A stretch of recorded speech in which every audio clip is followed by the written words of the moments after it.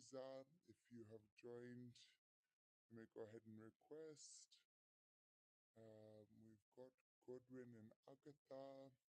Aaron Chiza, if you have joined, you may go ahead and request.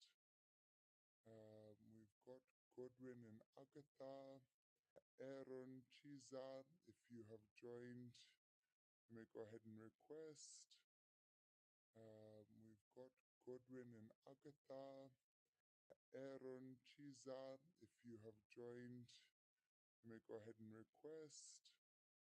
We've got Godwin and Agatha. Aaron Chiza, if you have joined, you may go ahead and request. We've got Godwin and Agatha. Aaron Chiza, if you have joined, you may go ahead and request. We've got Godwin and Agatha. Aaron Chiza, if you have joined, you may go ahead and request. We've got Godwin and Agatha. Aaron Chiza, if you have joined, you may go ahead and request. We've got Godwin and Agatha.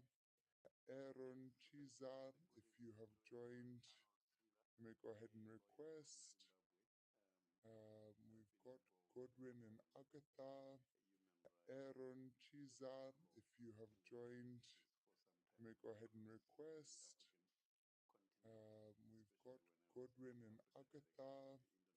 Aaron Chiza, if you have joined, you may go ahead and request. We've got Godwin and Agatha.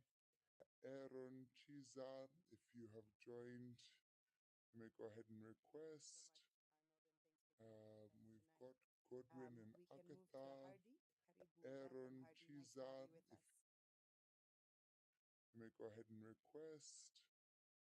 We've got If you could Godwin kindly and just proceed. Oh, go ahead with the brief Can you hear me? introduction.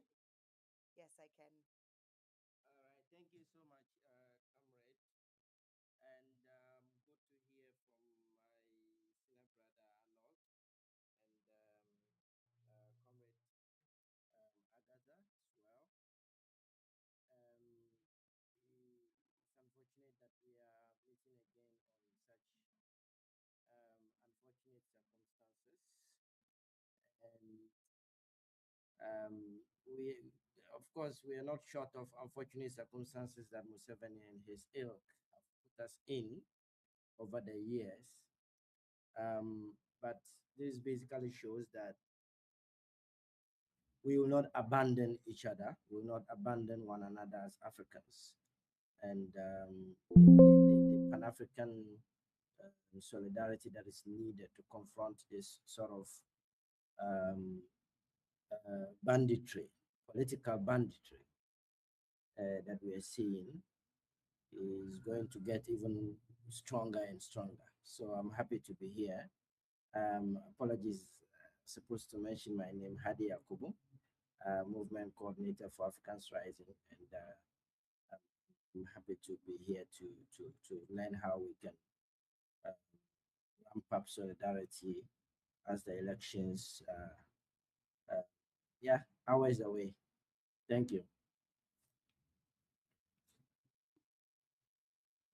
Thank you so much, Hardy. Nice to have you with us. Aaron Chiza, if you could also please go ahead and request the mic. As we continue with our introductions, we'll move to Omple. Please go ahead. Hardy, if you could also kindly mute your mic. Thank you.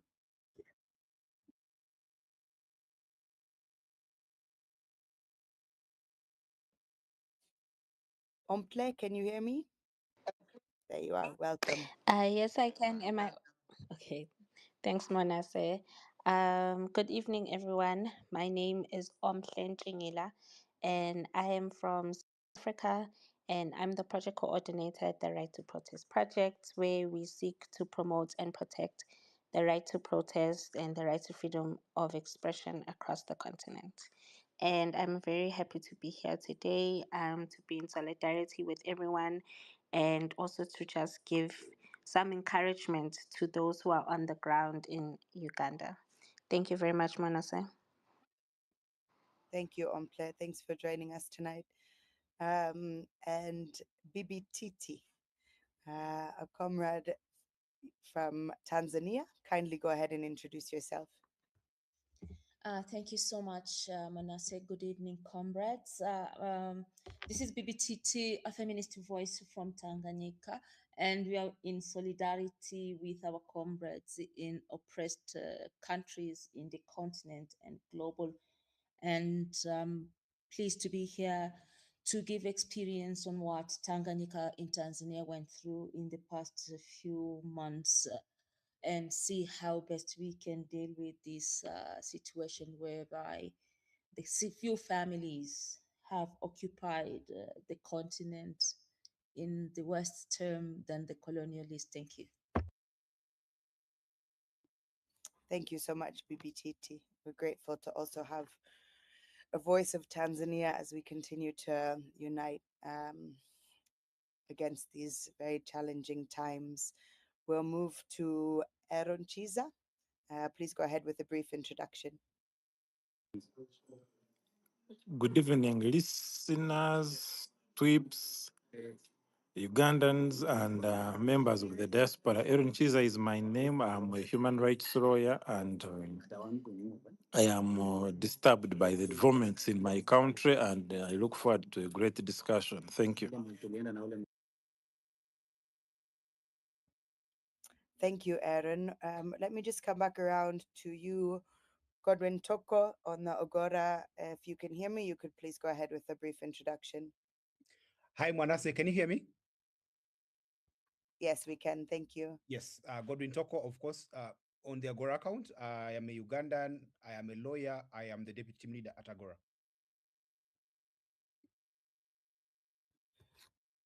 Thank you for those round of introductions. And I'm actually, as I've roped in a few more important Ugandan voices, all are important. And I'm grateful to see those of you who are able to join us this evening who are still managing to be online and keeping safe.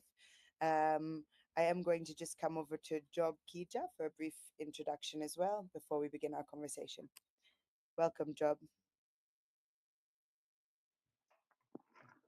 Thank you, Manasseh.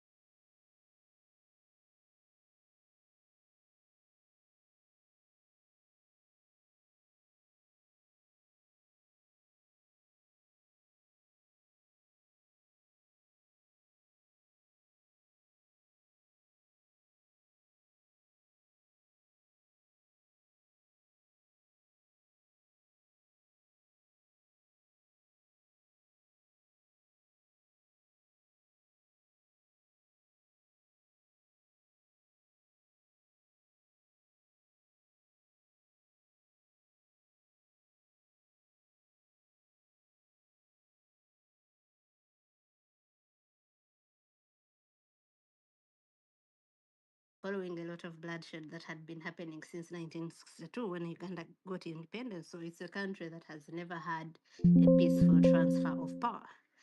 So he came to replace the people he described as swines, who had, he said so many things. He had brought a fundamental change to respect the rule of law. His group, which was the National Resistance Army then, had a 10-point program where there was democracy and the rule of law, where there was ending corruption, and they had come to end things like the issues that they advanced for going to the bush, for example, were abductions and kidnaps of people and extrajudicial killings and corruption and no respect for the rule of law, censorship of the press and freedom of expression. So 1996 is the first time he's subjected to a poll, and it was not as violent as the ones we see today, but it was still not free and fair for someone who went to the bush after an election that he said was not free and fair in 1980. In 2001, which was the second election, was when his former doctor in the Bush War, Dr. Kiza Besigye, had broken ranks with the army and authored a dossier which was actually saying that the NRM had deviated from what was agreed upon, from the issues that took them to the bush to fight. But in 2001, many people who had gone to the bush with them, who are historicals in Uganda right now, of course, many have fallen out with President Museveni, but none as much as Dr. Kiza Besigye, who is now in prison. So in 2001, these other comrades from the bush tell Besigye that, it's okay, we can wait until 2006. This is his last term after all. They are saying that because the constitution had put 2 terms for each president. And Kizza Besigye tells these people that he is very sure the Museveni he knows is not going to respect the term limits.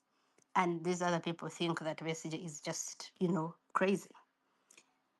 So he stands against him. And 2001, before 2021, 2001 had been the most violent election Uganda had seen. There's a report of parliament. There was an investigation that followed because of the violence that was unleashed because someone dared stand against Museveni. I think all along President Museveni came knowing I deserve a right to be life president, but never mentioned that because when you see the wrath with which they responded to Besigye running against him.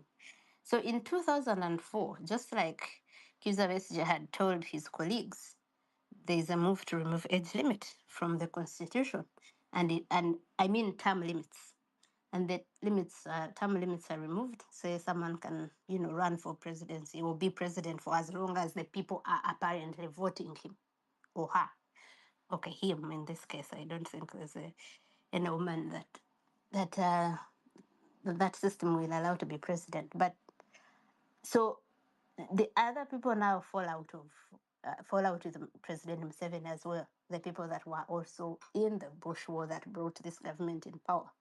They include General Mugisha, who is actually now a candidate in the presidential election. This is the second time he's running. They include others that died, like Eya Kategea, who was second in command in the Bush. They include Amanya Mushega, who was the ESC Secretary General for a while. They include many others that you might not know, but they also disagree and leave. 2006, of course, 2001 becomes very bloody, and there's a petition that goes to court, a presidential election petition, and 3 out of the 7 judges agree that it was not free and fair. But 4, the majority, say that even if there were irregularities, they were not substantial enough to have altered the result. 2006, same thing. Besigye still goes to court, so we have had many of the presidential elections contested because the army is involved, and in all these cases, even if the courts have not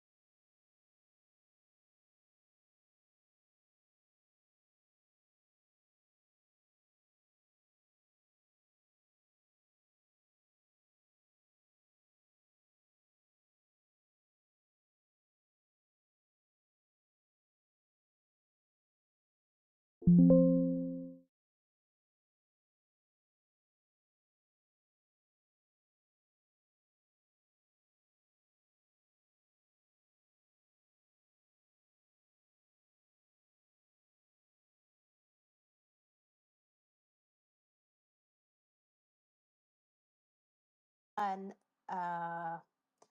Bobby Wine, Robert Chagulanyi, is on the scene. He's youthful. Majority of Ugandans are youth. Uganda is the second youngest population in the world.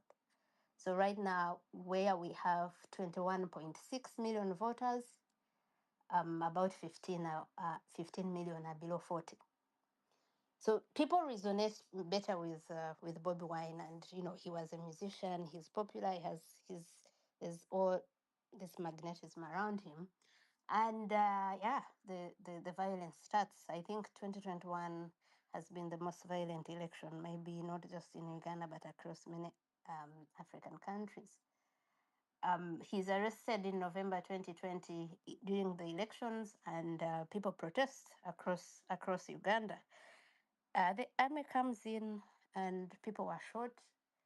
The official figure they give is 54, but investigations that were done independently show that about over 100 people were killed in Kampala alone on 2 days of November 18th and 19th. But no one has ever been held accountable, including people that were extrajudicially killed. And President Museveni came and said that, yeah, he was told that his people made a mistake and killed someone, a boxer called Zebra Senyange. No one has ever been held accountable. So the impunity just goes on, and they get emboldened. And now I think the anger against Besigye running against President Museveni wasn't as much as the anger we see of this young boy, because there's this thing of when President Museveni is speaking in every speech, he will talk about 1986 like 100 times. We fought. I caught my animal, so who are you to say anything? So maybe they actually think that at least Kizza Besigye has a bit of a right because he fought in the bush. Now there's this um, young man, former musician, that they don't rate, that they despise for a long time. 2021 shocked them when they saw how much he performed, of course, even with their rigging. And the anger is like how the audacity he has, how dare he. We're in a country where we are treated as if we are not, there are some Ugandans and some of us are second class citizens. So a second class citizen is coming and daring to challenge us for power.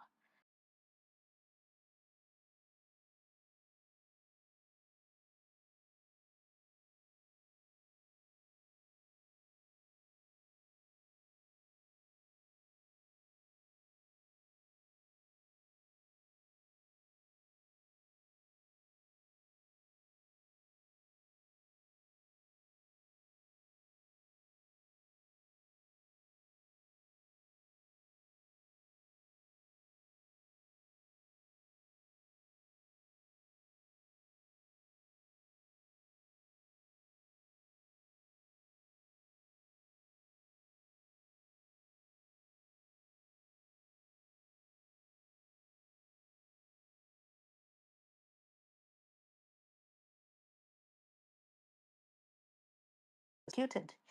In other jurisdictions where things are normal, a judiciary would have dismissed a case like that for want of prosecution. The judiciary in Uganda is as captured as many other institutions. So these people stay in jail, and they are told, so there's a backdoor negotiation with the minister in Museveni's government who used to be a promoter of, I think he still is an events promoter, who goes and tells them, you have to plead guilty to the charges. And the charges were, I think they were treason. No, I think that was treachery, and I think treason is part of it because they failed to prove that case. So they tell them, plead guilty, change your plea because they had pleaded not guilty so many times. That's the only way you'll get out. So about 17 of them are coerced. They plead guilty. They are given presidential pardon a month after they plead guilty, and that was in November 2024. Others refuse. Because they refuse, they are still in prison. They have never been tried. Most of them that pleaded guilty, the other condition was that when they come, they join the NRM.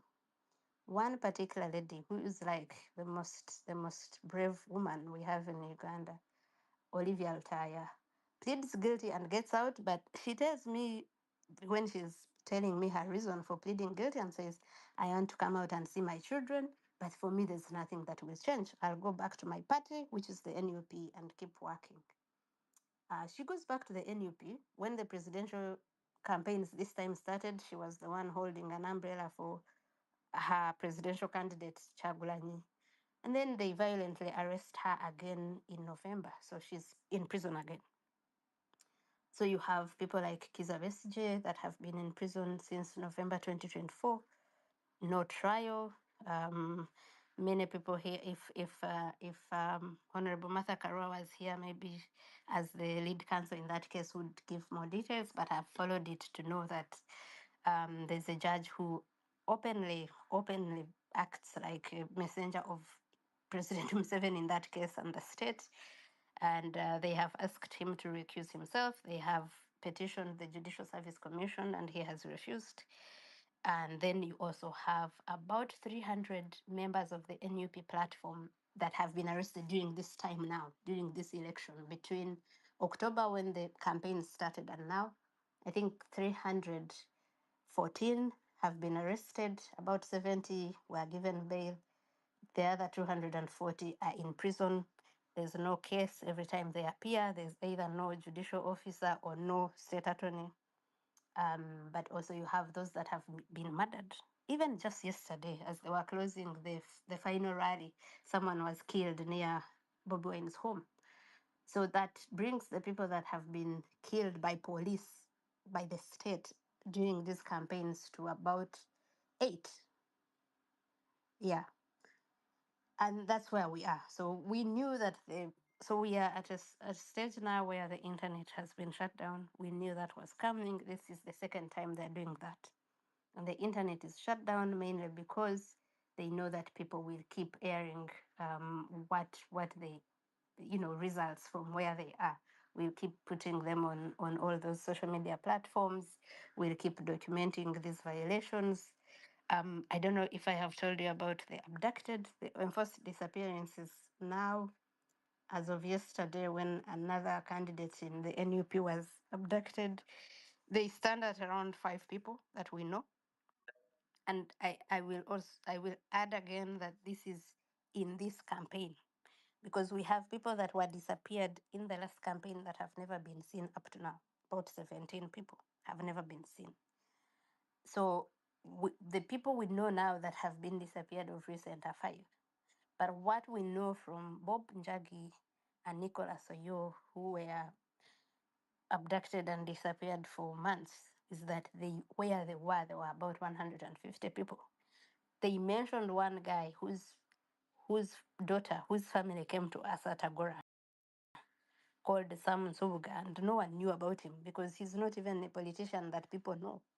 And we had written about him and asked where he is. So Bob and Nicholas mentioned that guy and the guy that is related to the Internal Affairs Minister. So if they say that there are 150, is that there are people that who get disappeared and we don't get to know about. That's the state of affairs now. So the internet is shut down, and everyone in Uganda right now is in darkness. There are people who tried to maneuver it earlier today.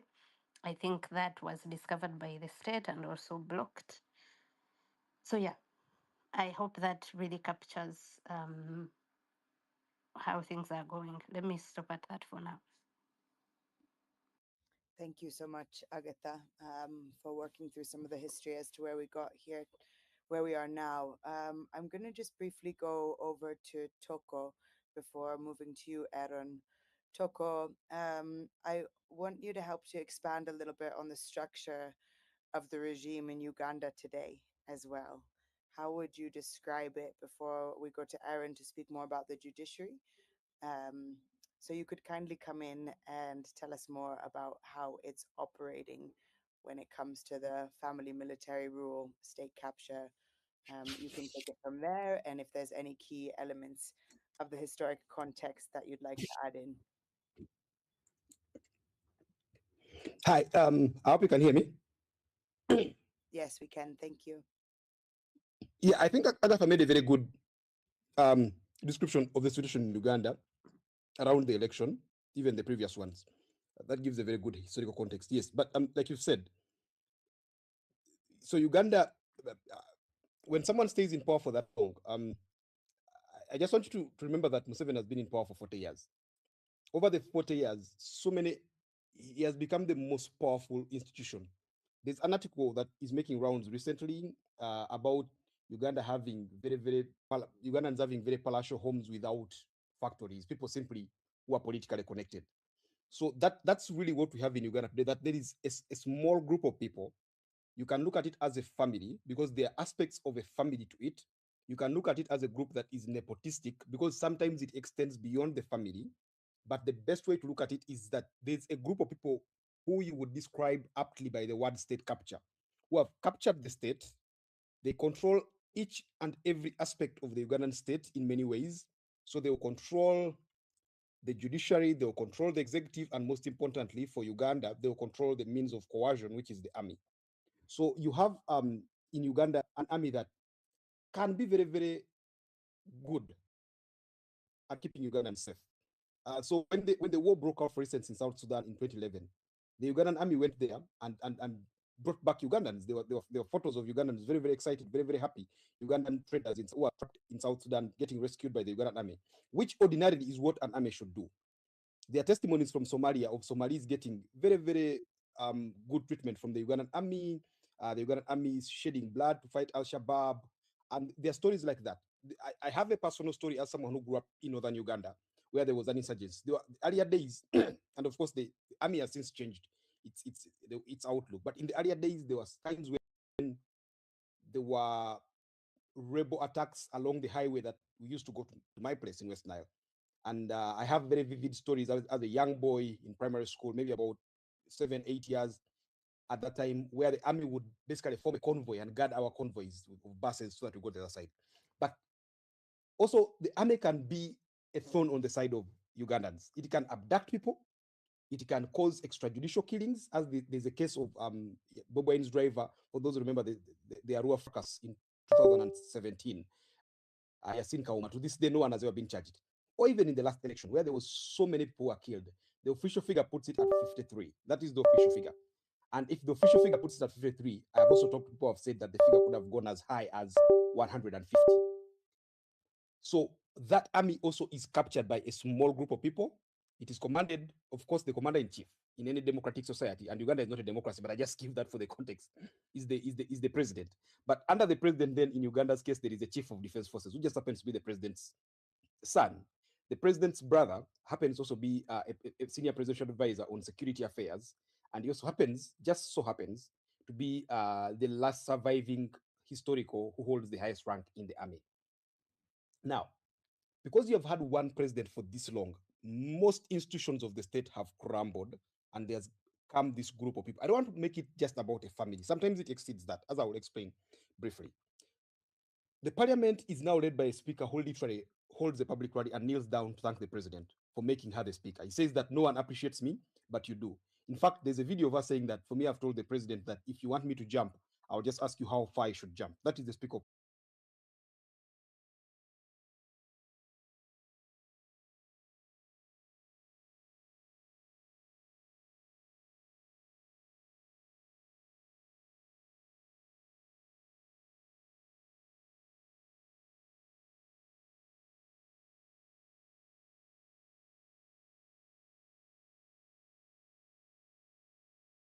The group that is in charge of Makerere right now is led by a professor called Nawangwe, whose papers, if you follow Agora's tweetings and if you follow the hashtag Makerere University Exhibition, there are questions about his papers, there are questions about his qualifications.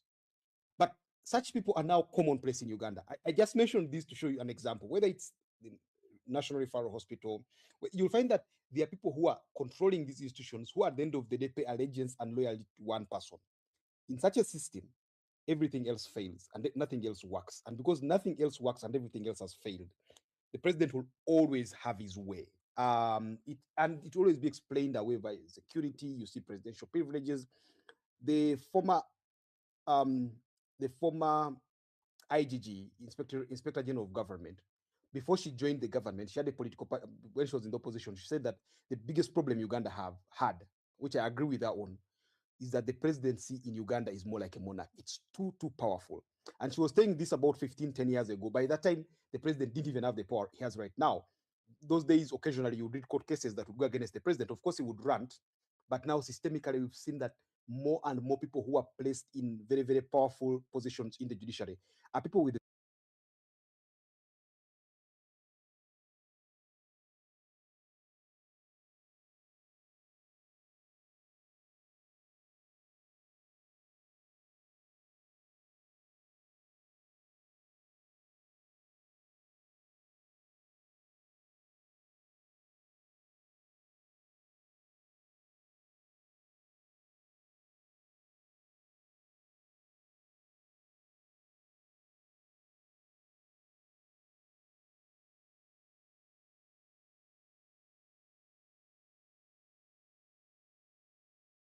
getting it's called Nyombi, Nyombi, Nyombi Nyombi Thembo. Thembo.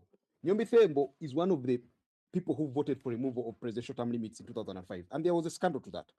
The scandal was that when there was a debate, I think, and the Daily Monitor asked him, the Daily Monitor being the leading independent daily newspaper in Uganda, they asked him about his opinion, and he said, in politics, there's no conscience. In politics, you follow your interests. You don't have to debate anything. You must just follow your interests and what serves you best. So recently he held several ministerial positions, and then of course he lost his parliamentary seat, and then it seemed like he was out in the in the cold.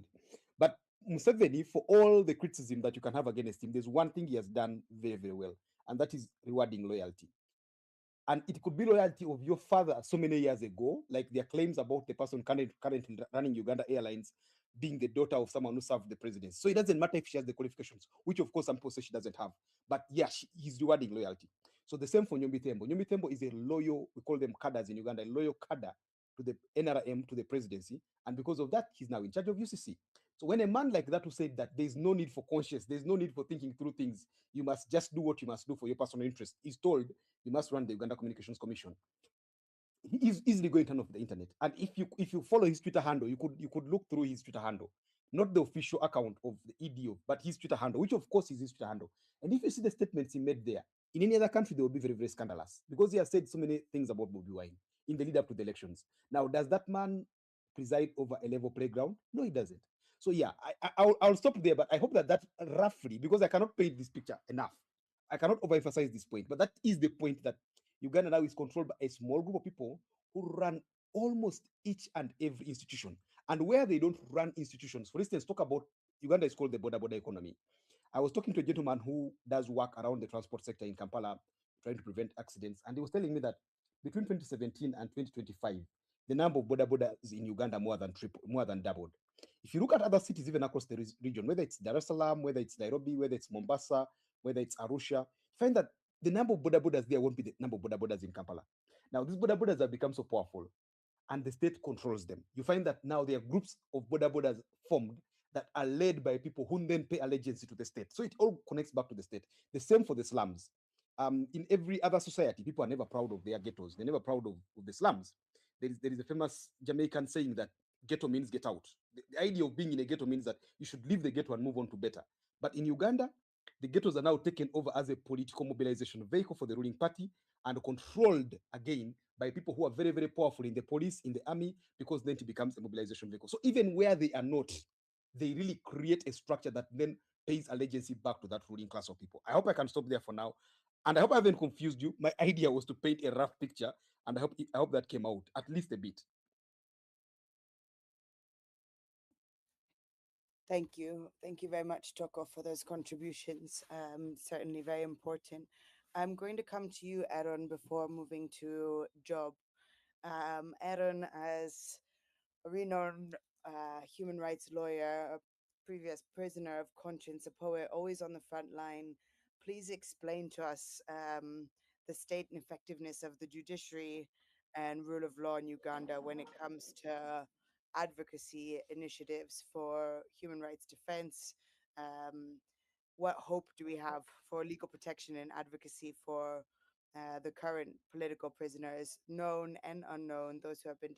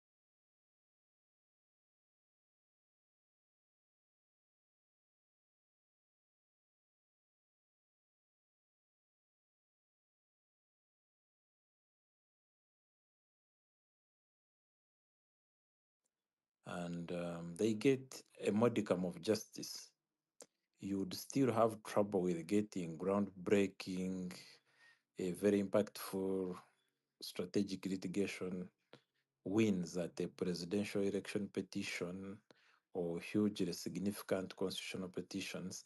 But these judicial wins that are important for ordinary people, you had the confidence of getting them. Now that chapter is closed, we have crossed the Rubicon of having the most incompetent judicial officers staffing the courts where you would get remedies.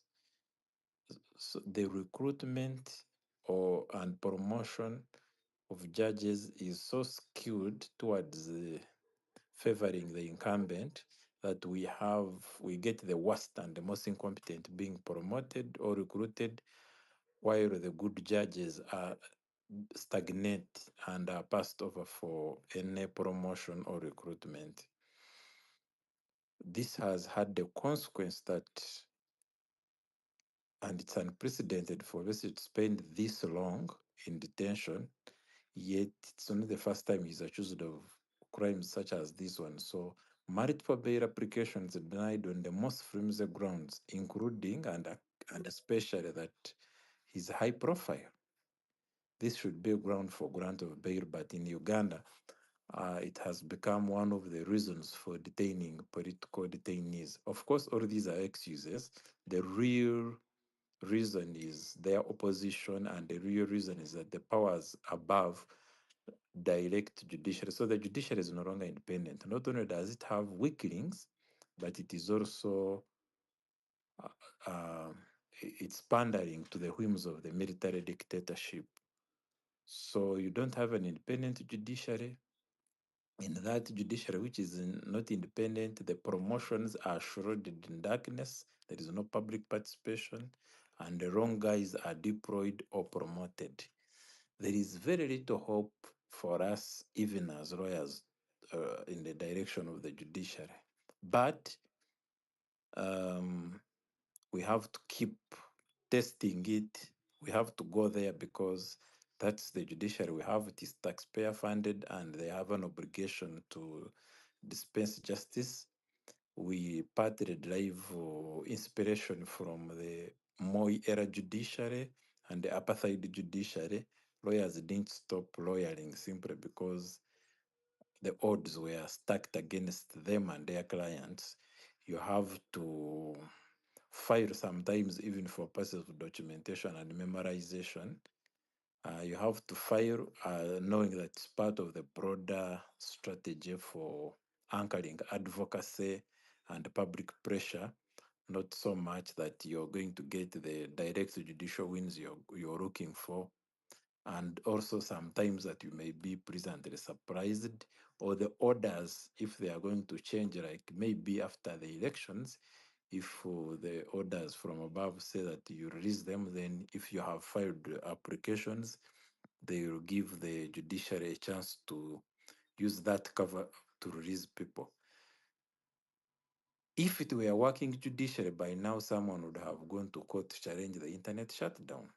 As I'm sure if it was Kenya, that's what would have been. So we are not exactly where some of our neighboring countries are. It's not completely a dead horse that we are flogging, but justice in Uganda is on a sick bed. You could see we are on oxygen, and we need all our best efforts to resuscitate it. And the solution ultimately lies in political solutions. The problems, the legal problems, and the judicial problems of the day emanate from the political deterioration, the deterioration in the governance, the militarization, the monarchical tendency of the first family which commands the military, the succession designs Mohoz has on the throne that's currently occupied by his father. The very fact that Mohoz has actually already started ruling Uganda by at least 40%. As Museveni grows older, Mohoz keeps grabbing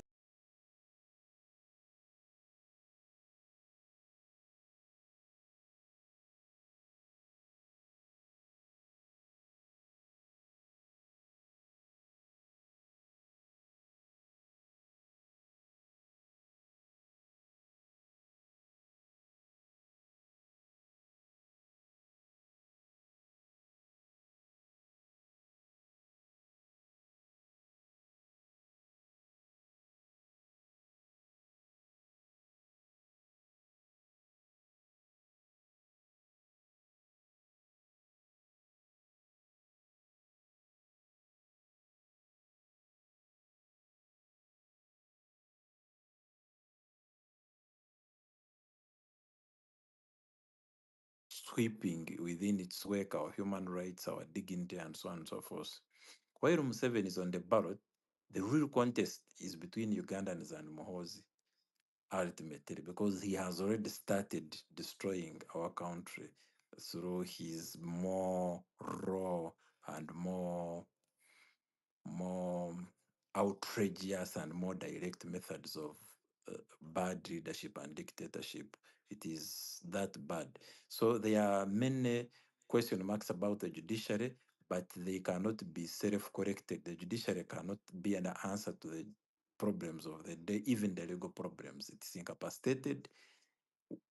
Ugandans must fix the governance problem so that we have a 2010 Kenya constitution moment here. We must bring down and sweep aside the entire judiciary and recruit new fellows and give them a new climate in which to work and have a new chapter of professionalism, independence, but without a political revolution, without a political change and a fundamental change at the political level that pushes back the military to the barracks and restores sanity in leadership, then will not the judicial problems, the legal problems, the civic space narrowing, all those issues that we are suffering from will only get worse. Hopefully, this is the last election in which we have to vote when we are in darkness. Literally, when you don't have internet in 21st century, you're in darkness.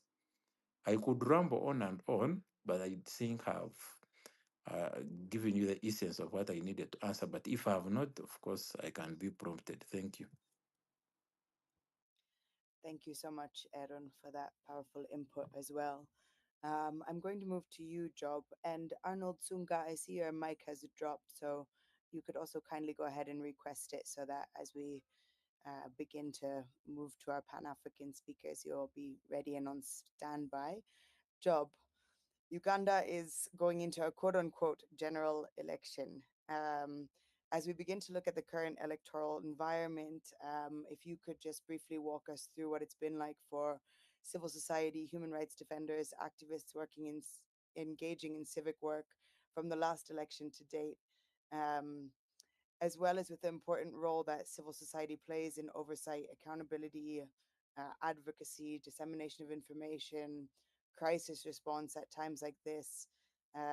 Please highlight what's been happening, as well as the current strategy that's been implemented by Museveni's regime. and how that if this affects the people and the electoral space in 2026.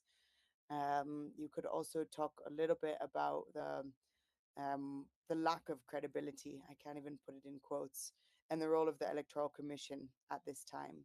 Uganda seems to be preparing for a war rather than a general election. Over to you, Job. Thank you, Manasseh. So when I heard Aaron say that hopefully this is the last time that we shall have an election under an internet shutdown, I thought he was actually going to say that it is the last time that we are going to elect a president, because according to what we are hearing, but also what we have seen, for those of us that have been studying the transition question in Uganda and doing work around constitution and electoral reforms, we know that there's a plan to change the system of governance in Uganda from a presidential to a parliamentary system. And this should have come earlier, because apparently Museveni had lost energy. And I mean, for those of us that have been studying him on the campaign trail, we know that he has only covered about 50% of the districts in Uganda, as opposed to Bobby Wine, who has done almost 2 rallies in every district where he has been allowed to campaign. In some instances, even 3 or even up to 4. So that amendment is coming. It's one of the things that we are watching very closely. And we know that considering that Museveni is preparing to hand over to his family, specifically to his son, who is unpopular in Uganda, clearly he can't allow him to subject himself to an election. And I think for those of us that have been studying even this particular election and the campaign, we know that Museveni's son's political party, which calls itself a civic group, has actually fielded a number of candidates. Some of them that have taken up, I think, 60% of the Central Executive Committee of Museveni's ruling party, the NRM. People that subscribe to the Patriotic League of Uganda, which is the PLU, that is headed by General Moses Kainerugaba, Museveni's son. But also a number of those are contesting for positions at different levels, specifically at Member of Parliament level. But directly, if I'm to go to the question that you asked, Manasseh, civil society is quite diverse in Uganda, but there are 2 key variants. There's a group that is really working on humanitarian response, service delivery, etc. And that one seems to be the one that the regime really likes, or that is acceptable to the regime. But then there's a group that works on matters to do with democracy, human rights, accountability, etc. And that really is a group that the regime, Museveni in particular, doesn't like. He has name called it, characterized it severally, calling them saboteurs, calling them agents of foreign interests, calling them terrorists, etc. And that really comes from the role that these organizations play, because in Uganda, civil society really, and I think even across the world, fill up space that is left by the inefficiency of government or even governance. And I think so Museveni has really had this bad posture towards civil society. And I think for me it originates from his relationship even with civil society during his Bush war days, because a number of groups really supported his, a number of civil society groups, NGOs to be exact, supported his Bush war in different ways, providing medicine, providing food. I think the number of religious-based civil society organizations that even provided cover or safety for some of his guerrilla war members. So he has that image about civil society, in that in the 90s and I think early 2000s, when the development partners kept asking Museveni to open up political space such that he can provide for the opposition. He kept saying that, we have an opposition. And when he was asked where the opposition was, because when he came to power, he actually abolished political parties. So he kept referring them to civil society, that civil society was the opposition then. And so in the mindset of Museveni, civil society are opposition, and they also have the potential to actually support different forms of organizing against his regime. So the relationship, the advocacy organizations which you hear of that were banned yesterday, was it yesterday or yesterday but one? Majority of those fall in that category that Museveni does not like at all. Now, in respect to elections, you realize that during an election, slightly before or even slightly after, the regime always considers a new legislation for civic organizing for civil society.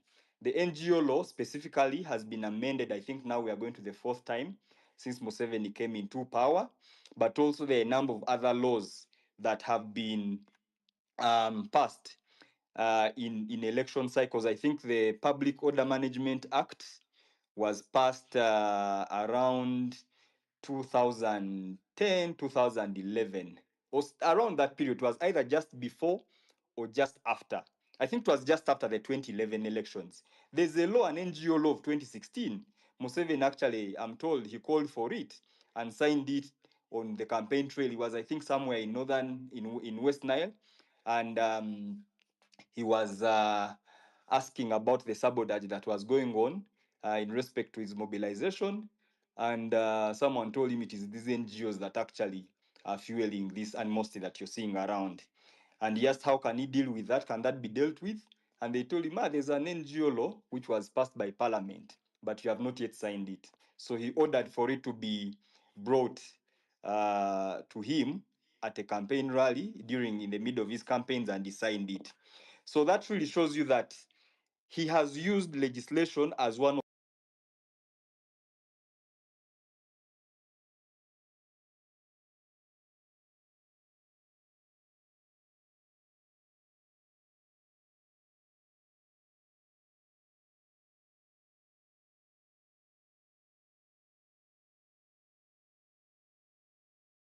and civil society growth, that the vibrancy of civil society was so much around that period. We did a lot of work, things like the Citizens Manifesto, the work around the Honor Your Vote, which was being done by SEDU, the campaign around the restoration of presidential term limits. So many campaigns were done around that time, which really shook up the status quo. What we've been seeing, especially as we graduate, now it seems to be hands off, gloves off by the regime in respect to NGOs and civil society. Back in the day, it seemed the regime seemed to be a bit careful in dealing with civil society because of the implications that had in terms of international relations, geopolitics. But right now, civil society seems to be on a downward spiral to decimation. We have seen NGOs being broken into, offices being broken into. They have stolen computers, critical documents, etc. Initially, these looked like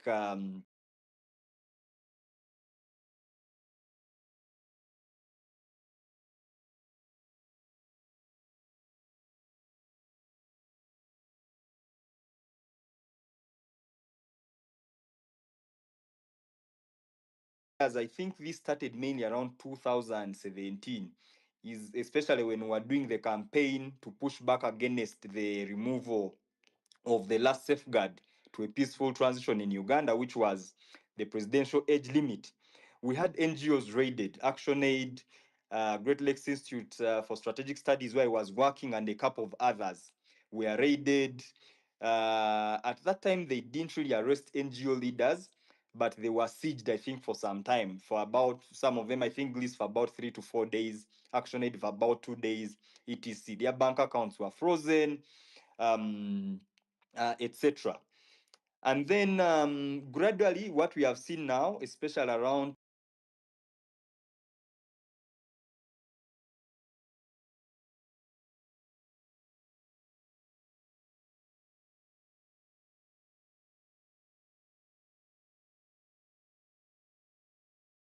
NGO Bureau at the Media Center. And of course, what we saw afterwards is that accounts of organizations like the NGO Forum, which again has been targeted this time round, were frozen. We saw NGO leaders like Nicholas Opio being arrested and dumped on fictitious charges of money laundering, which in a way vanished.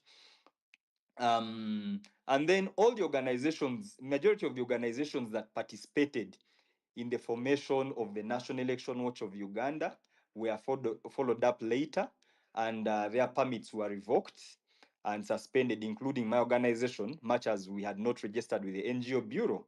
They came up and claimed that they were banning our operations. To date,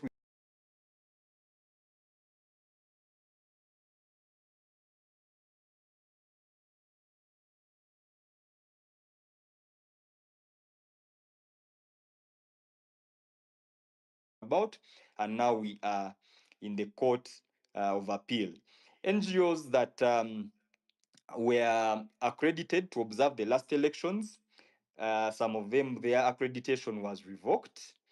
And also, we had election observers arrested. I think about 20 were arrested from Hotel Africana that were doing election observation, that were in a data center. And the regime claimed that this was a tally center. Gradually, it has become worse. As we were heading towards this election, we have been having a lot of conversations as civil society as to whether we should put up a joint observation mission for the elections or not.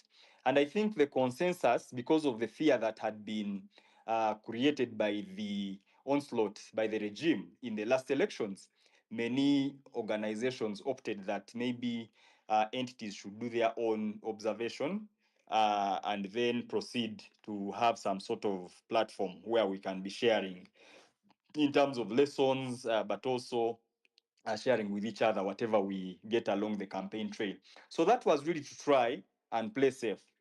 Entities that applied to be accredited were not accredited. Those that we have traditionally known were not accredited to observe these elections, the likes of the NGO Forum, really entities that would surprise you. The entities like the Center for Constitutional Governance, of course, entities like SEDU, the Citizens Coalition for Electoral Democracy in Uganda, that had worked on elections for about 2 decades, were even banned and they are no longer existing as we speak. But also, we have had NGO leaders arrested this time round. Sarah Virete, that I think many of you know, was arrested just before New Year's.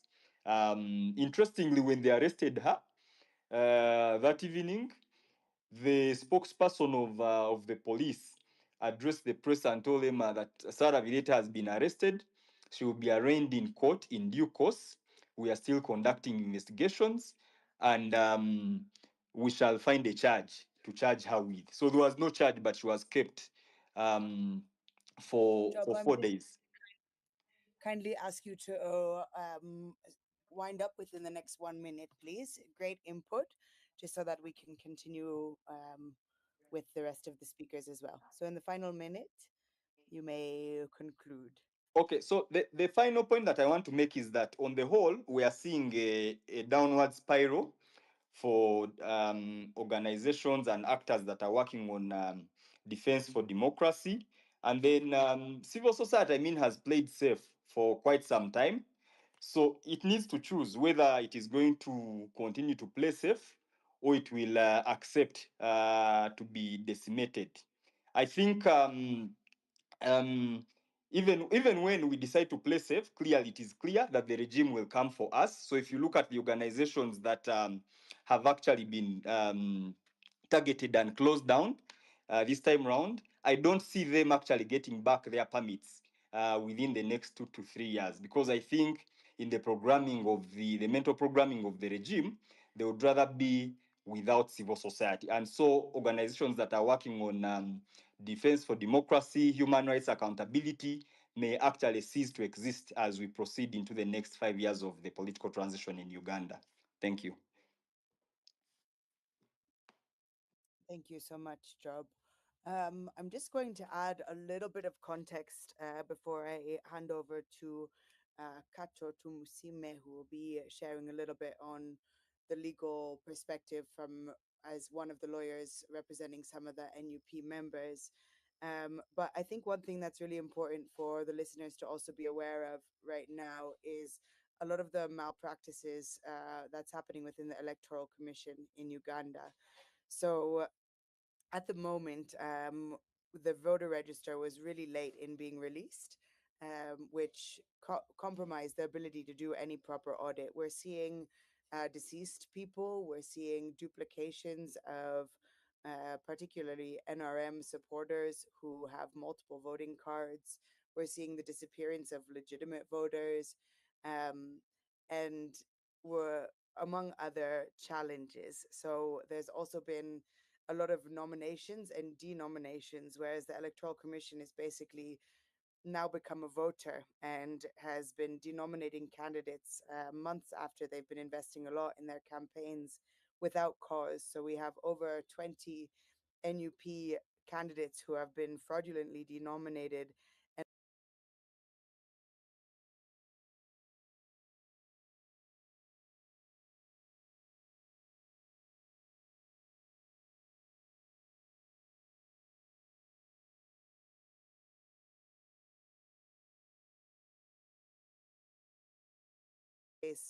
And regulations were prepared in a hasty, unrealistic manner without consultation. And we've actually seen tallies already as of last week in terms of what should be announced from various polling stations. Further to this, we're seeing that as much as from research that we've um, seen come out of the East African Researchers Coalition, more than 95% of the people they spoke to did want to take part in this election. But now polling stations are inside of military and police barracks. So the restricted access zones where independent agents are barred will completely compromise the ability for people to go and participate in the electoral process.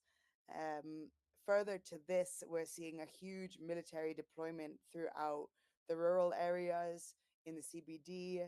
In the rural areas, you can see over 300 soldiers marching in uniform down the streets, huge military vehicles patrolling the inner city, the CBD. And this type of climate will really significantly impact people's ability to participate in a predetermined election, and to engage in their civic rights. I think further to this, which perhaps one of our speakers will later contextualize for us, but in the interest of time, I did just want to contribute to the fact that there's a big conflict right now between the rule of law, which is allowing for people to stay 20 meters from the polling station, and threats that have come from all branches of military and government that they will be shot if they do stay, if they, which is their constitutional right. So this conflict of rule of law versus rule of man, and basically the polling stations are being set up as zones of chaos, of violence, of bloodshed, whereas the opposition is calling for a protest vote, where people not only go and vote but stay as per their lawful right to protect their vote. So we're really concerned about this heightened military presence, electoral challenges, and I think that's important context to be aware of. So, as our final context setter from Uganda, before we transition over to some of our Pan African speakers, and then also open up for any of our audience to ask questions or uh, talk about, what they're hearing and what may be the way forward. But we're not here to guide Ugandans. We're not here to try to intervene, but an injustice that affects our brothers and sisters is an injustice to all of us. So we're here to offer our solidarity. We're here to be the voice as we can to amplify what's happening to those in our network, and shut out as the Ugandans are currently in a blackout. And we're here to actually explore what does impactful solidarity look like, and how can we better work together as Africans, as concerned citizens, as democracy democracy defenders across the region and beyond.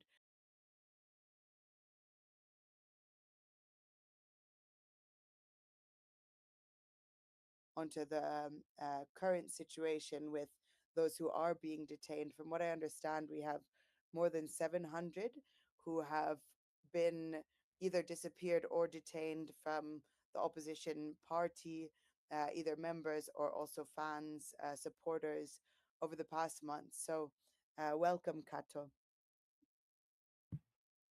Thank you, Mona, and the listeners. Good evening to you. I am called Kato Tumsime, a human rights lawyer and advocate in Uganda.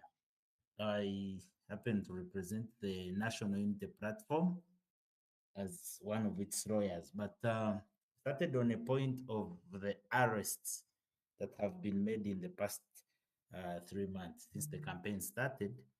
And to say that the number that we have registered is the number of the people that have been booked or entered into the books of either police or brought to court, charged formally. But we have a number of people that are sending in requests asking about their relatives and their whereabouts. And on our point as well, sometimes we don't have answers to that. So the number is even beyond that, that is well known to begin with. But I will not go much into the independence, the competence, and the capacity of the judiciary in trying these cases. If you look at all the offenses that are being charged with these people, including unlawful drilling, common nuisance, public nuisance, inciting to violence, all these offenses are bailable and triable by the lower courts, which are magistrates' courts. But the rules are clear that the constitution is actually clear that once a person spends 60 days on pretrial remand, then they are mandated to be granted on mandatory bail. But you look at the magistrate who is seated in that precious chair, bought by the taxpayers' money, saying that yes, you have met all the conditions, but in the interest of the public, then we cannot raise you on bail. That's how hard and bad our judiciary is, and has actually contributed to the developments that we are facing now, the challenges. And run to the Electoral Commission. I think this is the first time I've seen the Electoral Commission get involved into denominating as many opposition candidates as it has never done, at least from my experience.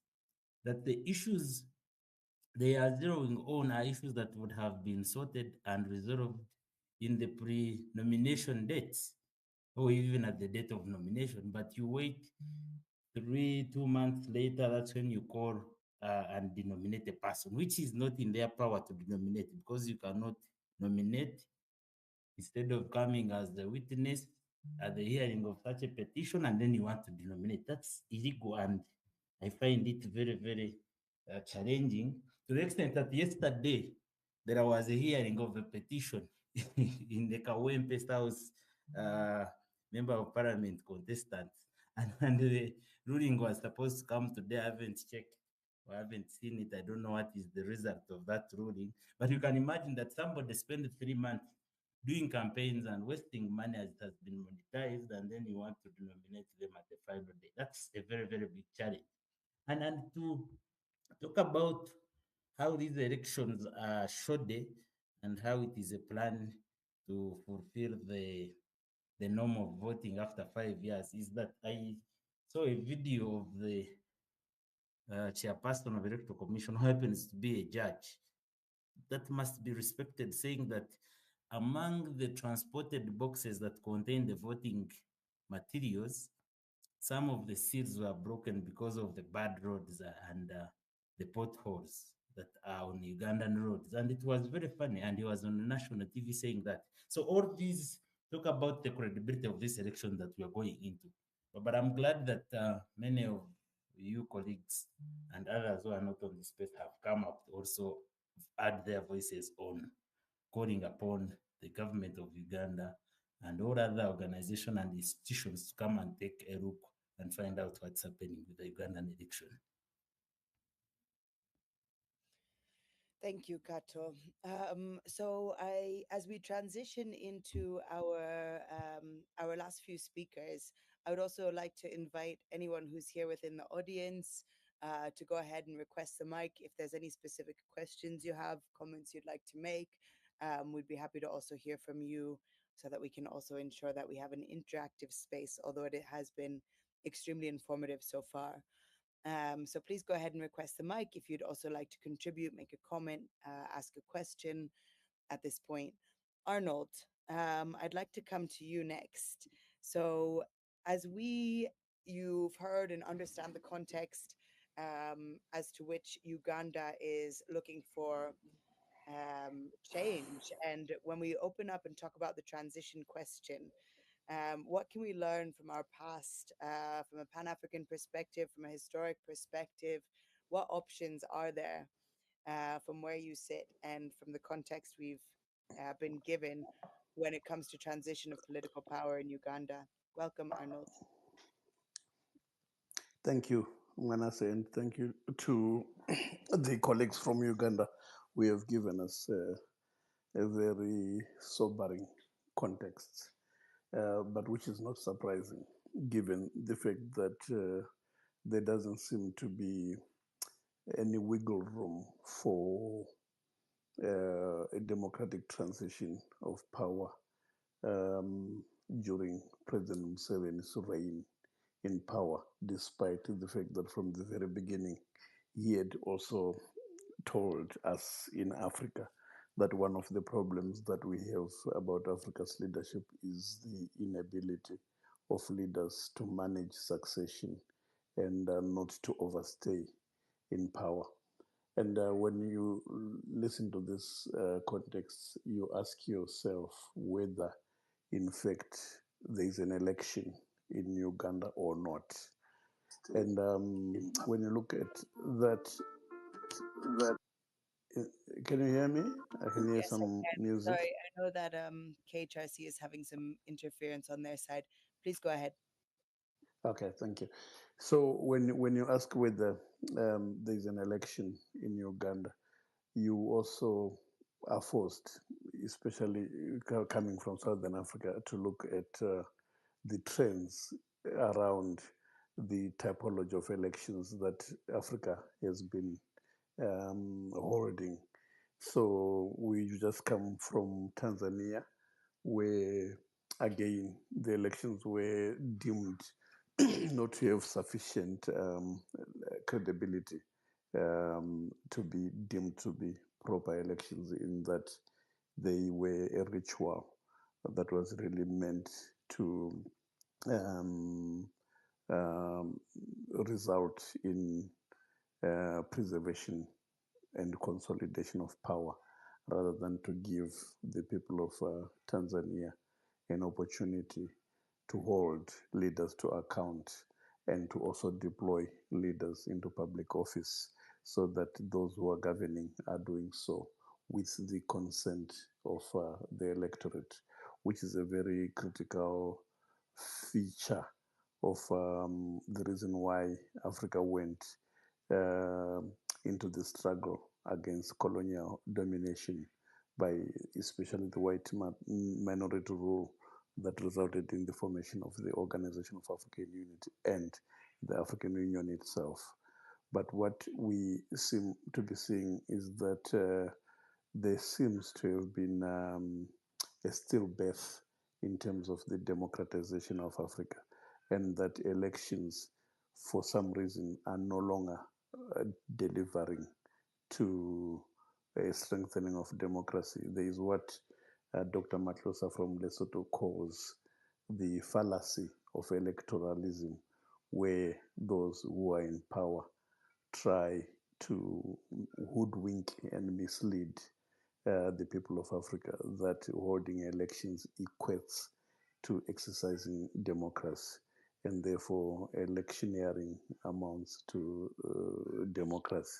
And it's very clear that when elections have become a ritual, as is happening in our beloved Uganda, it's very clear that it's not an election, it's really a process by which a small cabal, an elite group of people are trying to manipulate the people and manipulate their consent so that they can retain power and under the guise of elections. So what I was thinking is, what is the implications of this um, to the authority that is going to emerge in Uganda after this process? And I think it's an important question to ask, because whoever is driving this process, whether it's the President Museveni himself and the group of people that he's working with, you want to be able to say that when you ascend to power, as is predictable, and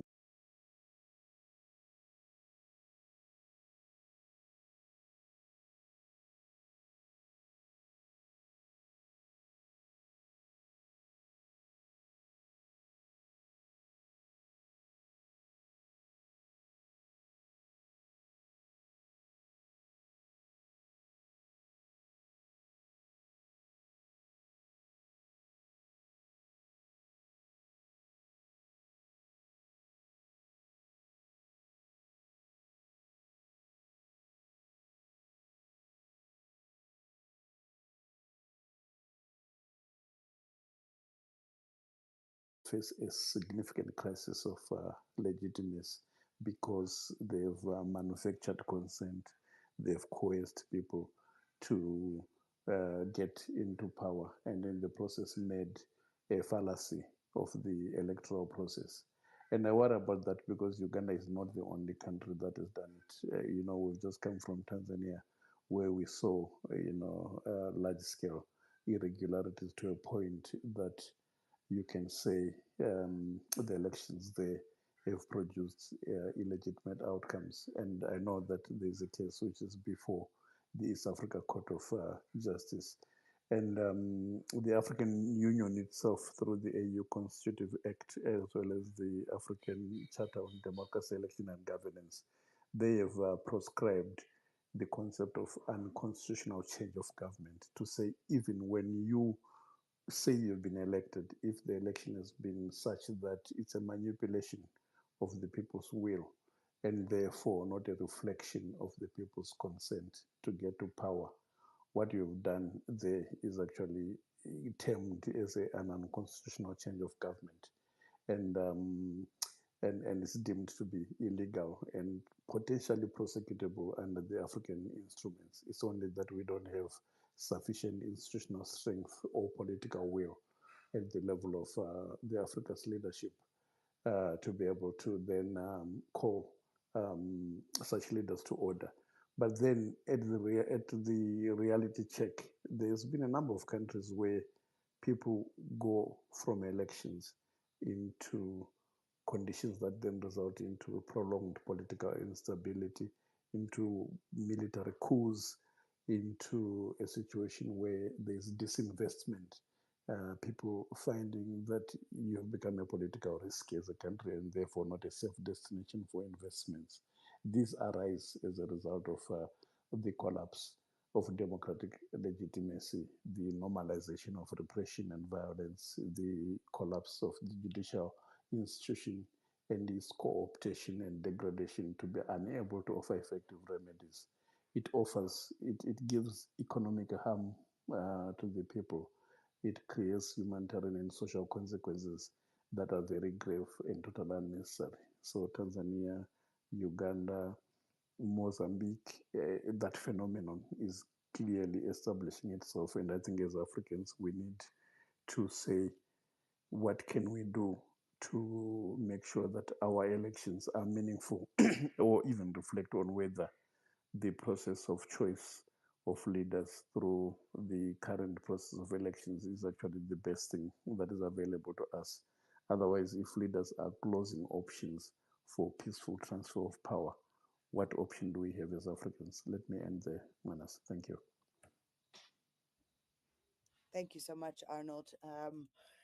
Certainly very big questions to ask and really important ones. I'd like to come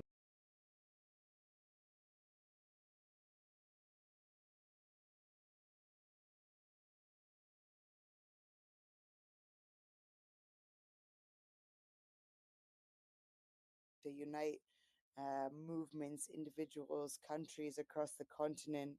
Um, at this point, I'd like you to just touch upon 2 points. One is we can see the democratic, what's left, the small amount that remains of the democratic space in East Africa. If we fail in our region in trying to push back and defend, protect this, or restore it, what can we expect? And what can we learn from the Pan African Solidarity Movement in terms of how the listeners on this call tonight can best stand with Uganda at this time? What does impactful solidarity look like? Thank you.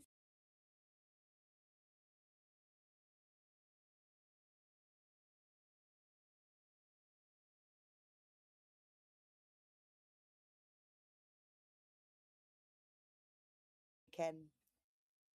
Great. Thank you so much, Manasseh. And I want to begin by thanking all the colleagues for very insightful submissions on this matter of the elections and what General Museveni is doing.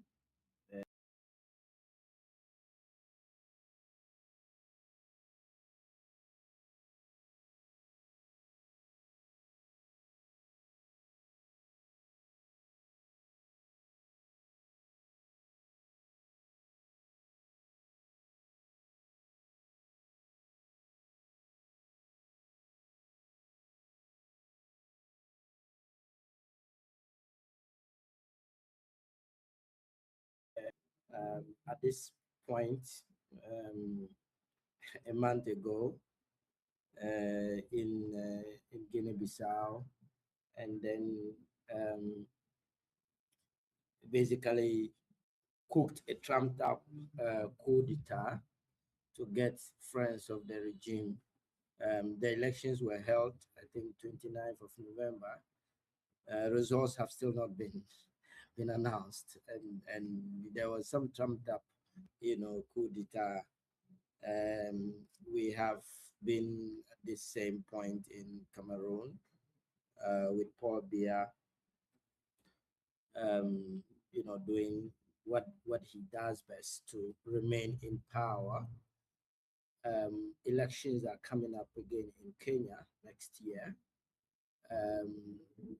What Tanzania has done, what Seven is now doing.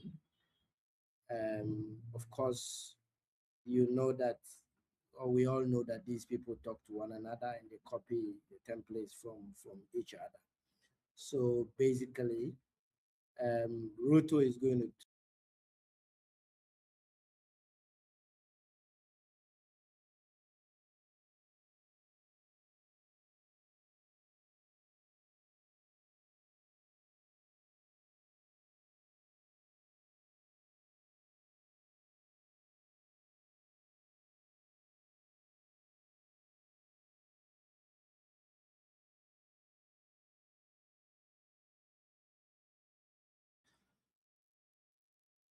what we learn from all these things that are happening is the ability to be able to show solidarity with one another.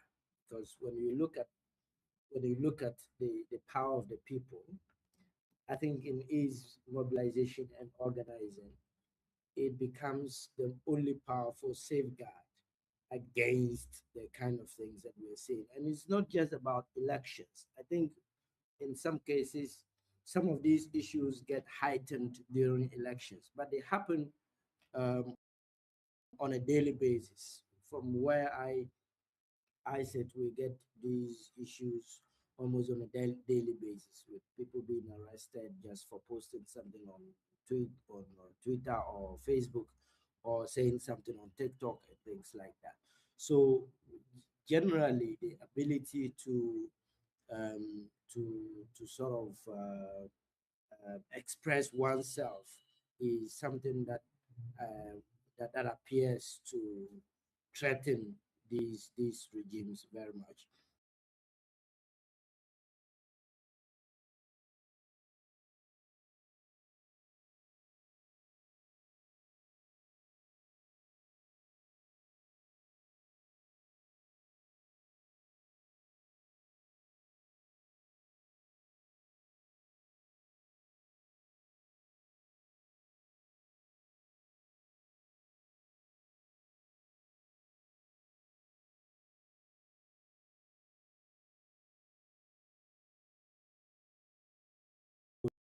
regimes and dictators to make certain changes in terms of what they used to do in clamp down on human rights.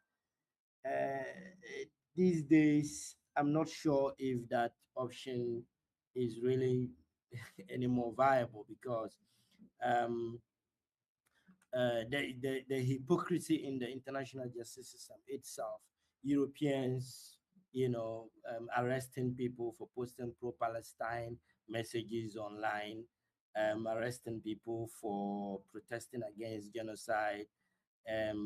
Now there are laws in Germany and the UK and many other European nations that allow the states to sort of basically monitor what people are posting, and put them on notice, some sort of notice.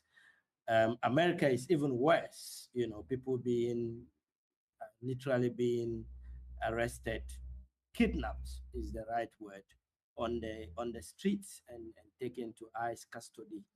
And the violations are just mind-boggling. So that option is basically closed, and it is a two-way, two-side edged sword, where, well, it leaves us to deal with our issues squarely as African people, um, um, you know, without necessarily having to depend on these guys.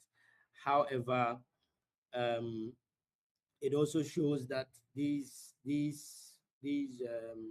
dictators are going to be more unhinged, and therefore we have to brace up. The only solution is our ability to mobilize, not only mobilize but organize across the borders. These borders are artificial anyway, and the mobilization that we talk about should not stop at statements or showing of sympathy or whatnot. And that is why a Pan-African Solidarity Network is actually very, very crucial, in terms of what we're doing and what we are thinking about, in showing solidarity.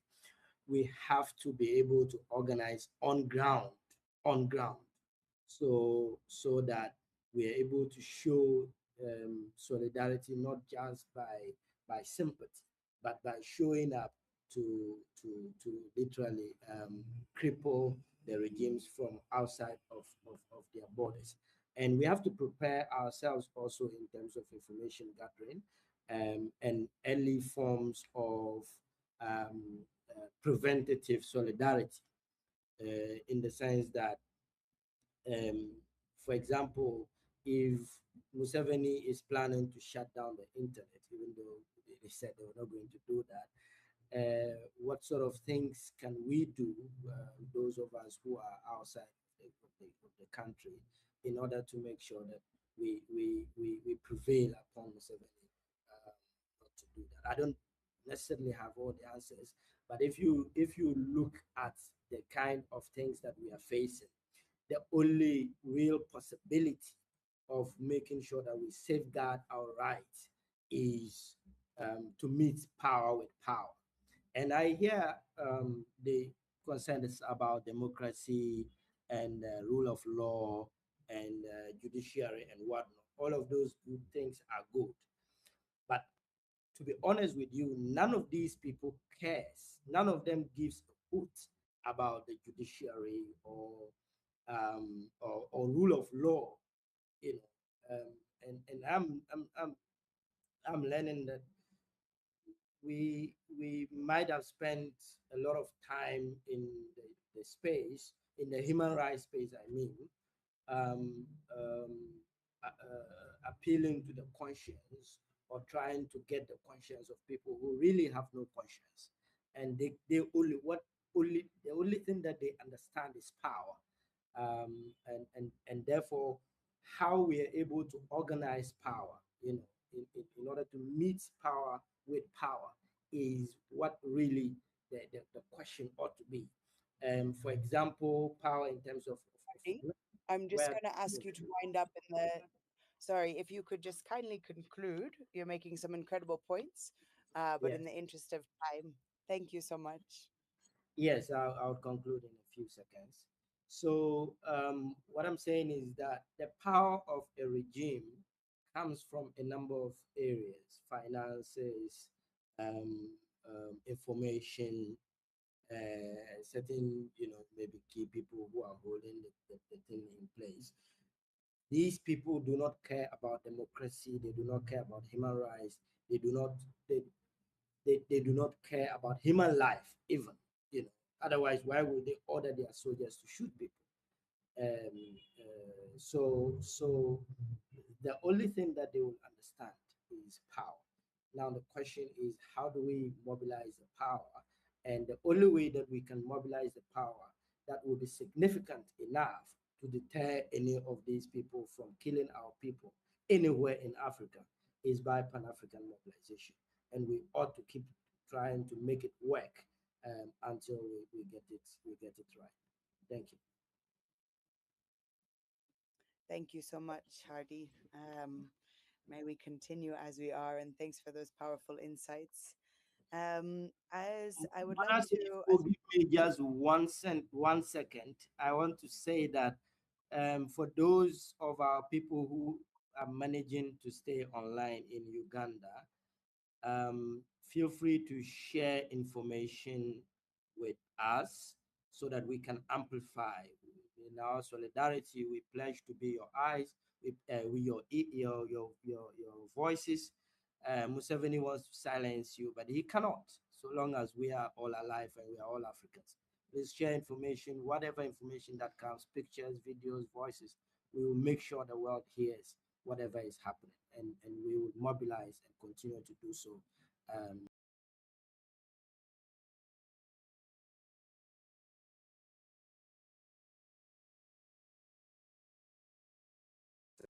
Um, BBTT, as you, our hearts are still absolutely bleeding with the pain of the Tanzania massacre, and um, I know we can't begin to understand, the pain of what has happened, the pain that's the trauma, the fear, the anxiety that one would face going into a situation like this. And so I would just like to hear from you in terms of what would you say, that has been effective for solidarity with the people of Tanzania over these past months, and how can those who are here tonight stand with the people of Uganda in a way that you felt was impactful and effective, and heart centered over the past months of atrocities? So, um, kindly just share your perspective and call to action.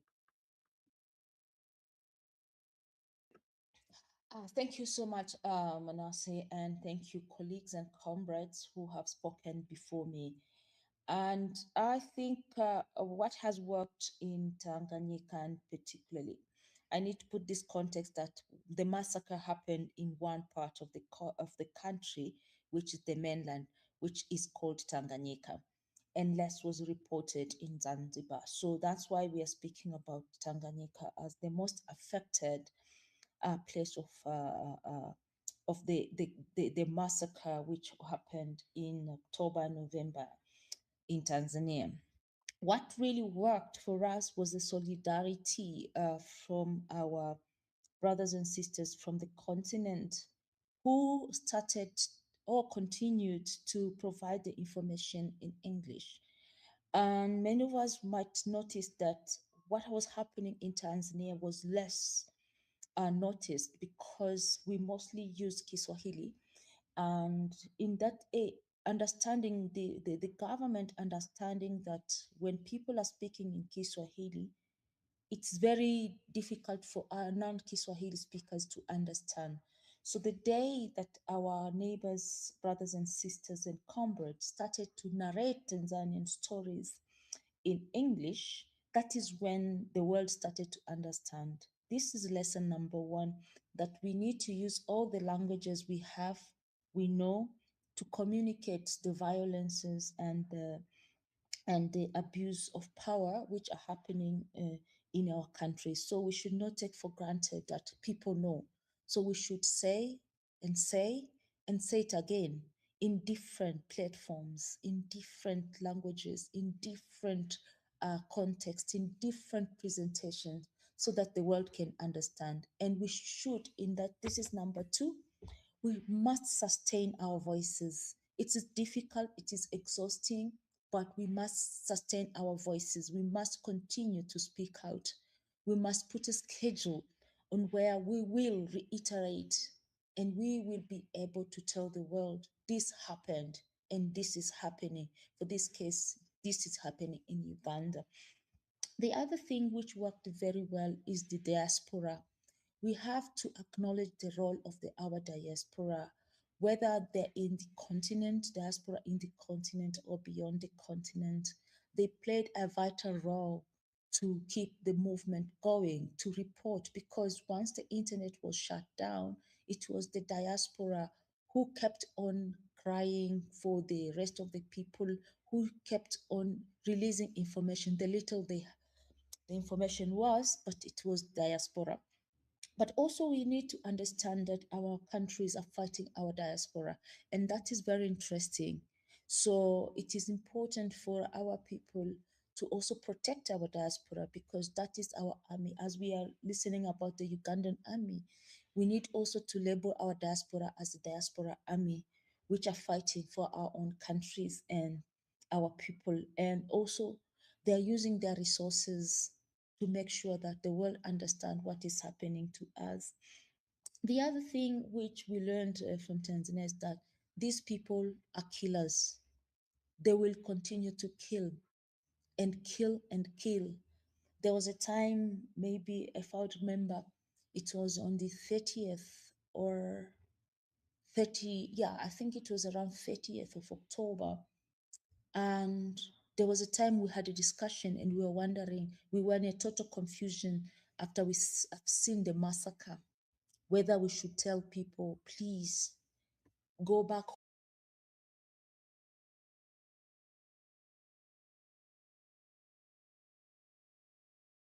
Uganda, that they will start killing people.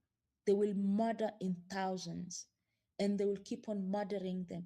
So when we're talking about the killings, abduction, forced disappearances, and now they're using sex as the weapon, they rape people, they sodomize people, they do all the sexual abuses you have heard in the vocabulary of this world to intimidate people. So that must be, people should be prepared that these people are going to kill as many as they will see in front of them. And at the end of the day, they want to remain in power. And this is my last, maybe I'm supposed to speak, but I have to give a question. And this is something which has gone throughout our discussion. Do we really need elections where our people will be murdered after every 4 or 5 years? As we might be aware, in Tanzania, they said there will be no elections if there are no reforms. And the main argument to call for reforms is to run away, to make sure they protect people, because some of the opposition parties have recounts whereby every time they had elections, their candidates, their members are murdered.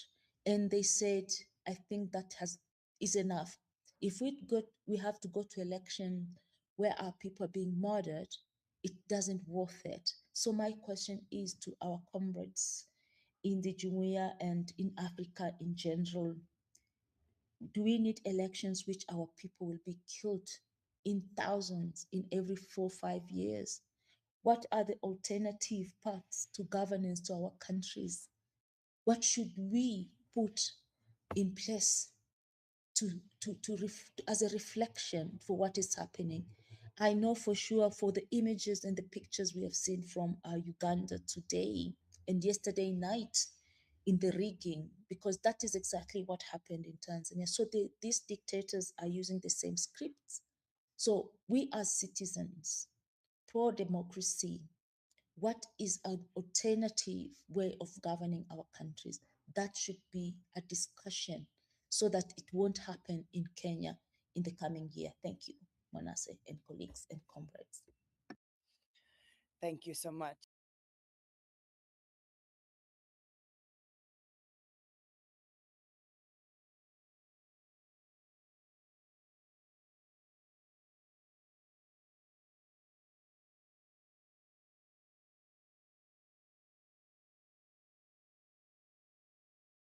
maybe the last minute for their calls to action. So, Omple, please talk to us about the role of the international community, the organs that are failing us. What can we do? How can we continue to organize, advocate, and stand up for our other fellow countries and brothers and sisters where local justice systems are failing them, regional justice systems are failing us, continental justice systems are failing us. Still, what is your call to action for the continental international community and Pan-African community?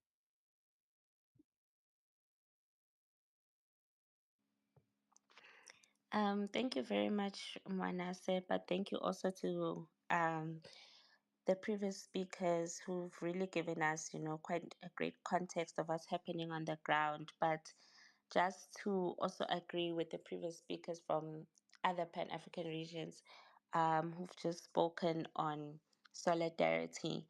And I know we are coming to an end, but I just want us to just reflect also just on the AU in itself, that it's become an institution that has really been hijacked for the political agendas of those who are in power currently. And this was never the imagination or the collective, um, the collective build up of what the AU should be. I didn't think that Kwame Nkrumah was thinking that the AU would be an AU today that is silent to the abuse of its own people, that is turning a blind eye also to holding its own powers accountable during this time.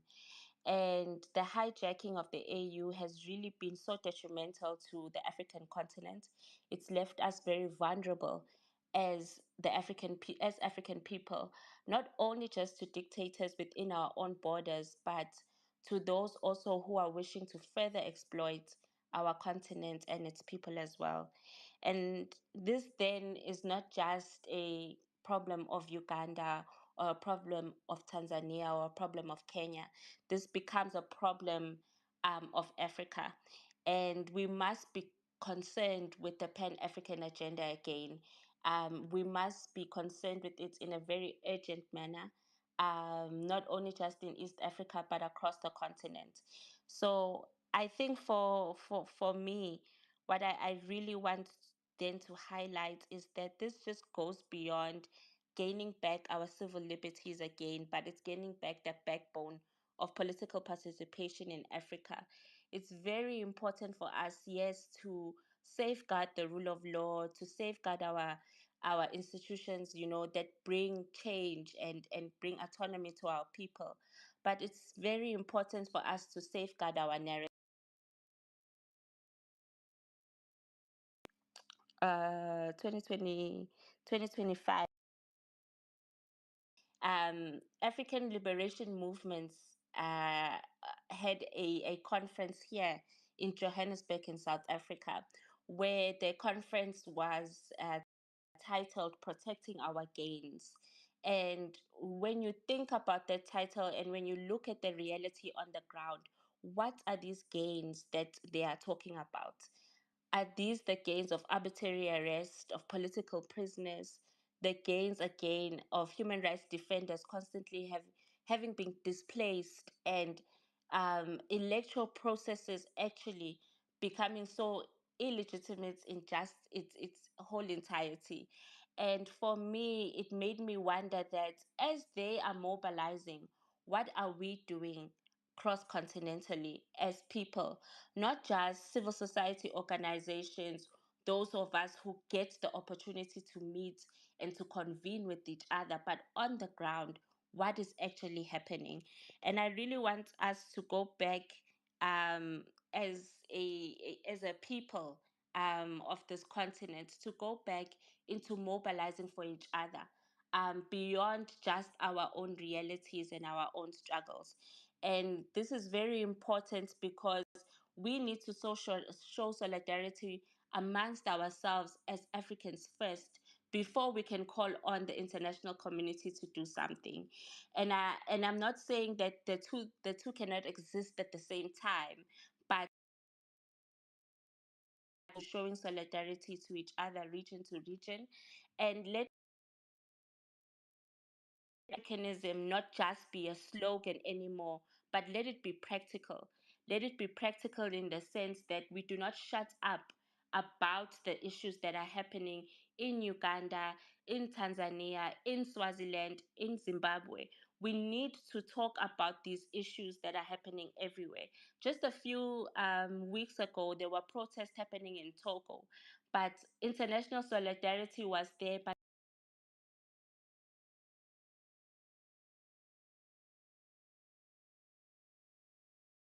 through many things.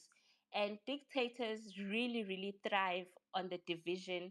They thrive on our disunity. They thrive even in us being disorganized. So I call for us to really organize ourselves well, to be committed to the cause.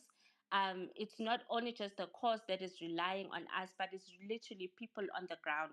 The previous speaker spoke about the cost of political and democratic backsliding in our continent, and that cost is death. And we really need to think through about the ways that we organize, the ways that we pour into the movement in a more meaningful way, in a more practical way. And I really do hope that we speak in one language, because Pan-Africanism goes beyond just the African continent. The diaspora was also been spoken about here. And I really want again to call us back to, understanding that none of us are actually free unless all of us are free. It's very important for us to continually remind ourselves of why we are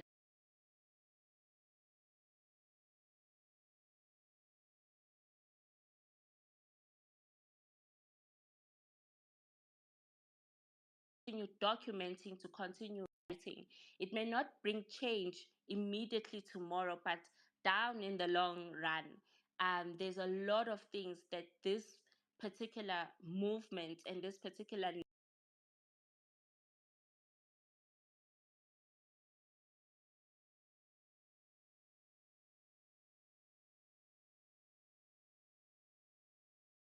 For that powerful call to action, Omple. I'd like to come to you, Felix. If I could kindly just give you 2 minutes before we conclude the space. Karibu. Thank you, Manasseh. Can you hear me all? Yes, we can. Yeah, thank you for the opportunity. And I'm grateful for the knowledge that has already been shared by all the speakers that spoke before me. Mine is to just ask all of us, and I don't think we are ready for now. For how long are we going to live in this circle? Because what has been happening in Tanzania is now happening in Uganda, and it has been happening in Kenya. For how long are we going to live in this cycle? We have tried by all means as citizens of the region to operate within the laws and the respective constitutions. But at the end of the day, our leaders, let me call them the people who are tormenting us, are using the same manual. They are reading from the same book. Does it mean now that we need to abandon our constitutions, work together to ensure that we get our freedom back? Tanzanians today are still being abducted. I spoke to my friend in Mosh. They cannot speak. The commission is still working. The commission by Samia is still on, but still they cannot talk. Now what is happening in Uganda is just a mirror. It's a duplicate of what happened in Tanzania and what has been happening in Kenya. We know the young brother, If you could just kijana go mdogo, to your call to action. to the point. just your call to action as you wind up. Thank you, Felix. How are we going to ensure that what is happening in Uganda will never happen again in the region? Thank you. Thank you so much. So as we wind up the space tonight, first I just want to thank you all so much for your time, for your energy, for your presence, for the historic and the ongoing fight for each other. And I would like to just hand over. I'm not going to get open up to all speakers for closing comments, just in the interest of time, but I appreciate your presence, and we will continue to hear your powerful voices and ideas as we keep building our movement together. So I'm going to actually close with Aaron Chiza and Agatha. So first, I would like to ask Aaron, to come in, and what is your call to action for everyone who is on this call this evening? If you could please begin with that. And then Agatha, I will hand over to you for a silent prayer and a closing word for the people of Uganda, although they may not hear us as we close the evening tonight. Thank you. For the people on the call, we need to remain firm and focused and double down on what we are doing to encourage Ugandans to vote wisely and defend their rights and votes and freedom. It's as simple as that. Cowardice has no place in people seeking for freedom, for asserting their dignity. We have to be resolute, all of us. We have to be hardworking, and we have to keep the hope that there will be a better Uganda and a better day after whatever we have gone through. Thank you.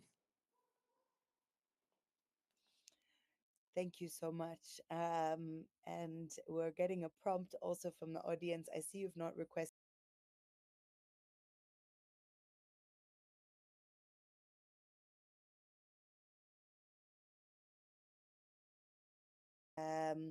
I just, before I hand over to Agatha, I just want to open up in case any of our speakers have a last 30-second call to action or closing comment, just to give you a chance for one last word as to what the people on this space can also do at this time. So you're welcome to come off mute if you do have a minute, or if you do have a closing comment. Otherwise, before I hand over to Agatha, I would like to just thank you once again for being here. May we continue to reflect on some of the big questions that came up. May we continue to stand with each other, to speak with each other, to fight for each other. And I quote the words of Asata Shakur: "It is our duty to fight for our freedom. It is our duty to win. We must love and support each other. We have nothing to lose but our chains." So, with love, with courage, with strength, and with prayers, I encourage all of us to continue to be the hummingbird and do what it is we can, where we can, as we keep tackling some of these larger questions, loving each other, fighting for each other, and speaking for each other. So thank you for joining tonight. And Agatha, I'd love to just give you the last word as we count down the hours and pray for the safety, dignity, and the right to participate in what remains of tomorrow's election in Uganda. Over to you, Agatha. Thank you, Manasseh. I think for me, really, is to thank you guys for standing with Uganda. This Pan African solidarity gives me hope. The journey of activism in an environment like ours, like that of many African countries, is very makes you very despondent and hopeless, and because we've been in this for 40 years, and we're being prepared for longer, because if tomorrow goes the way all of us predict it will go, and then if by 2036 there is Museveni's son who by now looks, by all indications will be worse, it makes you very hopeless when you see what has happened in Togo over the last 59 years. And then you imagine that you'd be in the same category because um, Togo, it was 38 years of a father, and now I think 21 of the son. It's all dictatorial. I think it, in and of itself wouldn't be bad if there were leaders that care about the people. So yeah, I think I get those moments when I feel like, are we going to ever achieve anything? Because we are like just a drop in the ocean, a few that can even speak up. The 40-year military rule, what it has done is like the fear that Ugandans live in to just say anything is immense. So when you see that, when you see the machinery we are up against, and Bibi from Tanzania was talking about us dealing with people that are willing to kill anyone in front of them, because we saw that in Tanzania, and it made me wonder, what are we now going to organize for if we know that people rising up, we are dealing with people that won't care how many people they kill. But this gathering of people from Zimbabwe, South Africa, Ghana, Tanzania, and all over the continent gives me hope that we can stand together as a continent and defeat these people. So for me, the message won't be to Ugandans because they are not here. They will not get it until the owner of Uganda decides um, to bring back the light. For me, the message is to Africans, to the world, that yes, we need to show that we are still standing up and firm.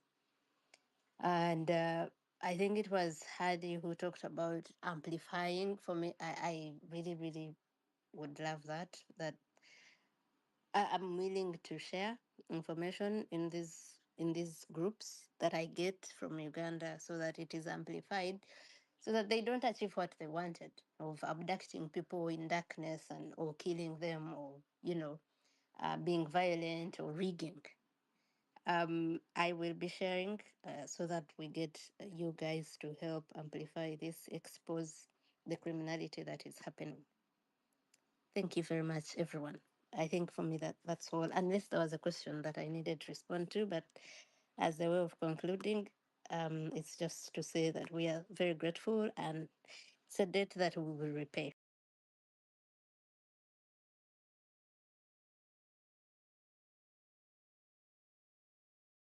Thank you very much, Agatha. And thank you also to the Kenya Human Rights Commission for the work that they've been doing in solidarity with us and for standing with us.